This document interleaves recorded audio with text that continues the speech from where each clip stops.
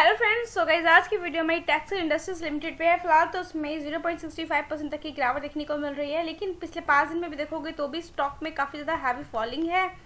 And पिछले आप कह लीजिए एक तो पैनी स्टॉक है, 142 करोड़ का ही मार्केट कैप देखने को मिलता है। हाई इसने 147 बनाया था और आज इसने ओपन हुआ 103 पे, हाई इसने 109 बनाया और वही क्लोजिंग भी हमें लॉ भी इसका 103 के आसपास देखने को मिला, लेकिन जब क्लोज हुआ तो 107 के आसपास क्लोज होता हुआ नजर आया।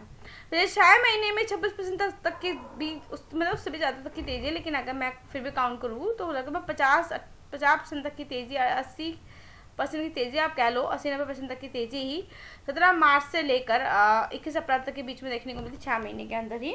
और जो कि अभी तो 36% देखने को मिली है। गाइस पता है ये शेयर आशीष कचोलिया के पोर्टफोलियो में है।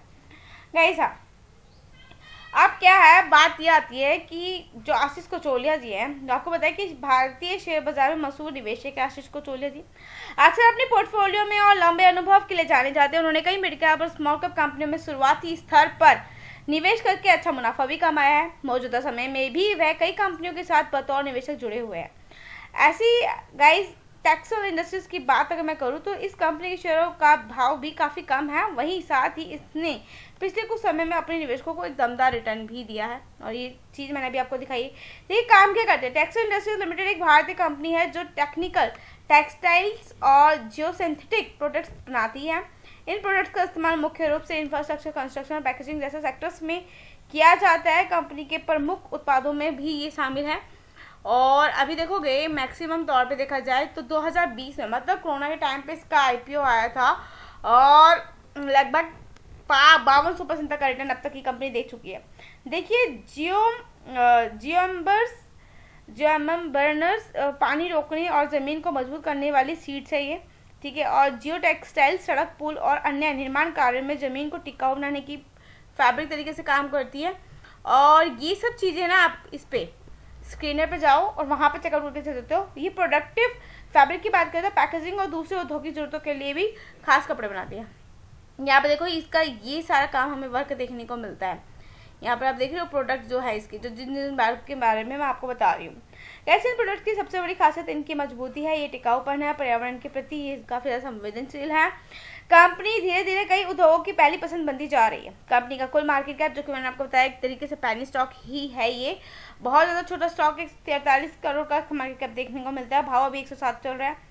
एंड गाइस वहीं बात की जाए 22 अगस्त की, तो ये चढ़ा भी था शेयर और अभी हाल फिलहाल में भी हमें इसमें सही तेज़ी देखने को मिली। लेकिन अब देखो मेन बात ये आती है कि इंडस्ट्री P23 है, स्टॉक P19 है, तो काफ़ी ज़्यादा अंडर वैल्यूड है। और दूसरा इसका ROE काफ़ी ज़्यादा अच्छा हमें देखने को मिल रहा है, ये बहुत बड़ी बात। लेकिन गाइस आपको पता है जिस तरीके से ये शेयर भाग गया है, तो आप क्या सोचते हैं इसके बारे में।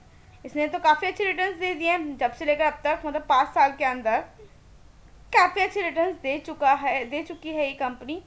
तो आगे इसका फ्यूचर क्या है ये आपको देखकर चलना है। कंपनी के फंडामेंटल फ्यूचर्स का किस बारे में ये सोचते हैं, वो सब चीज़ें देखकर चलिए। कंपनी पे कर्ज ज़्यादा नहीं है, प्लेज है ये 29%, तो यहाँ पर अलर्ट हो जाना है। 25 से ज़्यादा नहीं होना चाहिए, वैसे 25% से ज़्यादा का प्लेज नहीं होना चाहिए, ठीक है। बाकी यहाँ पर प्रमोटर्स हैं और FIDs तो है ही नहीं। पब्लिक की हिस्सेदारी काफ़ी ज़्यादा देखने को मिलती है, थोड़ा यहाँ पर भी अलर्ट रहना है। बैलेंस शीट में आप देखोगे तो कंपनी का रिजर्व ज़्यादा 28 है, बट बोरिंग भी उसी के आसपास देखने को मिलती है।